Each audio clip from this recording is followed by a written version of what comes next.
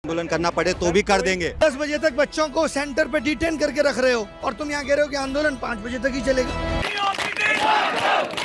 Hello friends, అందరికీ నమస్తే. Welcome to our channel. So ఈనాడ మన వీడియోస్ చూసాం కదా, ప్రొటెస్ట్ చేస్తున్నారు. దీని గురించి మనం ఈ వీడియోలో ఒకసారి మాట్లాడుకుందాం. రీసెంట్గా స్టాఫ్ సెలక్షన్ కమిషన్ అనే ఒక ఎగ్జామ్ జరిగింది. మనందరికీ తెలుసు, స్టాఫ్ సెలక్షన్ కమిషన్ అంటే సెంట్రల్ బోర్డ్ ఎగ్జామినేషన్ అనమాట. ఇయర్లీ 10 to 20 నోటిఫికేషన్స్ రిలీజ్ చేస్తాడు. ఒకసారి ఇందులో పాస్ అయ్యి జాబ్ కొడితే కనుక లైఫ్ లాంగ్ సెటిల్మెంట్ అనమాట. ఇంకా యూజువల్గా సెంట్రల్ గవర్నమెంట్ జాబ్స్ సాలరీస్ చాలా ఎక్కువగా ఉంటాయి. స్టాఫ్ సెలక్షన్ ఏంటంటే 10th క్లాస్, ఇంటర్, గ్రాడ్యుయేట్, ఇలా ప్రతి ఒక్కదానికి డిఫరెంట్ క్వాలిఫికేషన్స్ బేస్ మీద డిఫరెంట్ జాబ్స్ అనేవి ఇస్తూ ఉంటారు అనమాట. రీసెంట్గా జూలై 24th నుంచి ఆగస్ట్ 1 వరకు కూడా ఈ ఎగ్జామ్స్ జరిగినాయి, స్టాఫ్ సెలక్షన్ కమిషన్ ఎగ్జామ్స్. ముందు staff selection commission exams TCS handle చేసేది, టాటా కన్సల్టెన్సీ. దాని తర్వాత టీసీఎస్ కన్నా మేము తక్కువకి చేస్తాం అని చెప్పి అడిక్వేట్ అనే కంపెనీ దీన్ని బిడ్డింగ్ చేసుకుని టెండర్ గెలిచిందనమాట. ఈ అడిక్వేట్ అనే కంపెనీ 2000లో స్టార్ట్ చేశారు. ఈ కంపెనీ స్టార్ట్ చేసిన తర్వాత దీని మెయిన్ ఎయిమ్ ఏంటంటే కంప్యూటర్ బేస్డ్ ఎగ్జామినేషన్స్ అనమాట.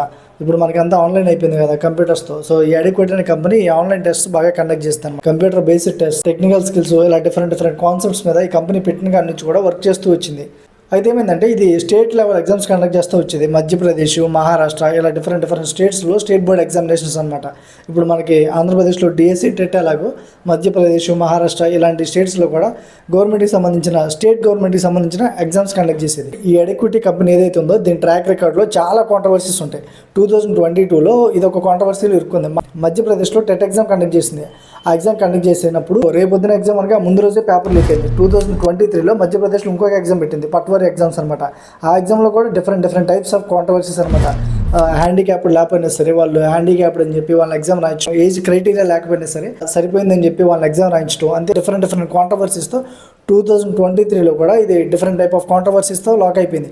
2024లో మహారాష్ట్రలో ఇది ఒక ఎగ్జామ్ కండక్ట్ చేసింది. అప్పుడు కూడా అంతే, స్టూడెంట్స్ ఎవరెవరైతే ఎగ్జామ్స్ రాశారో వాళ్ళు ఎగ్జామ్ రాసేటప్పుడు స్క్రీన్స్ బ్లాక్అవుట్ అవడం, ఇలా different types of controversy re examination చేయాలని చెప్పి స్టూడెంట్స్ డిమాండ్ చేశారు. ఇలా 2022, 2023, 2024 ఈ 3 సార్లు కూడా ఇది డిఫరెంట్ టైప్ ఆఫ్ కాంట్రవర్సీస్లో లాక్ అయిపోయింది. ఇంకా లాస్ట్కి 2025 ఇన్ని కాంట్రవర్సీస్ ఉన్నా సరే గవర్నమెంట్ దీనికి పర్మిషన్ ఇచ్చింది సెంట్రల్ లెవెల్ ఎగ్జామ్ కండక్ట్ చేయడానికి. బేసిక్గా ఇది ఎప్పుడు కూడా సెంట్రల్ లెవెల్ ఎగ్జామ్ కండక్ట్ చేయలేదు, ఇదే ఫస్ట్ టైం అనమాట. ఈ జూలై 24 నుంచి ఆగస్ట్ 1 వరకు ఎస్ఎస్సి ఫేజ్ 13 ఎగ్జామ్స్ ఏవైతే జరిగాయో అప్పుడు స్టూడెంట్స్ ఫేస్ చేసిన ఏంటంటే స్పాట్లో సెంటర్స్ మార్చేశారంట.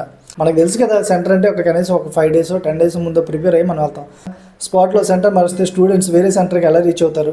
ఇంకా Aadhaar verification, different type of verification అంటూ ఏముండదు. దీనికి ఒక స్పెషల్గా ఒక వెరిఫికేషన్ ఒకటి పెట్టారు. చాలామంది స్టూడెంట్స్ కూడా ఆధార్ వెరిఫికేషన్స్లో కూడా డిఫరెన్సెస్ వచ్చాయంట. జైపూర్ స్టూడెంట్స్కి Andaman నికోబార్లో పడిందంట centre.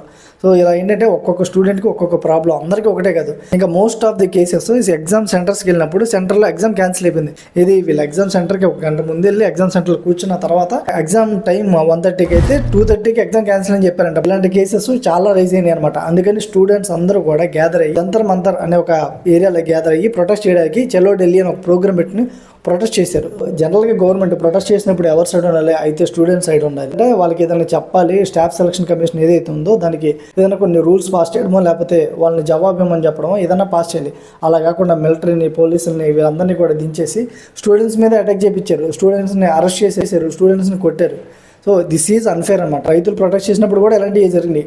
There is a way to tell everybody, but this is not fair. అది స్టూడెంట్స్ అండి, మావోయిస్టులు కాదు, ఉగ్రవాదులు కాదు. అంటే వాళ్ళు ఎప్పటి నుంచో మెంటల్గా ప్రిపేర్ అయ్యి ఎగ్జామ్స్ రాద్దామని చెప్పి ఖర్చు పెట్టి వాళ్ళందరూ ఎగ్జామ్స్కి వస్తే వాళ్ళకి ఇదే రిజల్ట్ గవర్నమెంట్ ఇచ్చేది. అడిక్వేట్ కంపెనీ ఏదైతే ఉందో ఇది ఇన్ని కాంట్రవర్సీస్లో ఉంది, మరి ఎలా అలో చేశారు అనొచ్చు.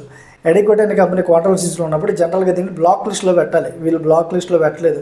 కొన్ని స్టేట్స్లో దీన్ని బ్లాక్ లిస్ట్లో పెట్టే ఉన్నారు. But still it continue to perform it's actions. ఒకవేళ సెంట్రల్ లెవెల్లో బ్యాన్ చేయాలంటే సెంట్రల్ లెవెల్లో ప్రెజర్ ఉండాలి, సెంట్రల్ లెవెల్లో దీన్ని బ్యాన్ చేయాలి.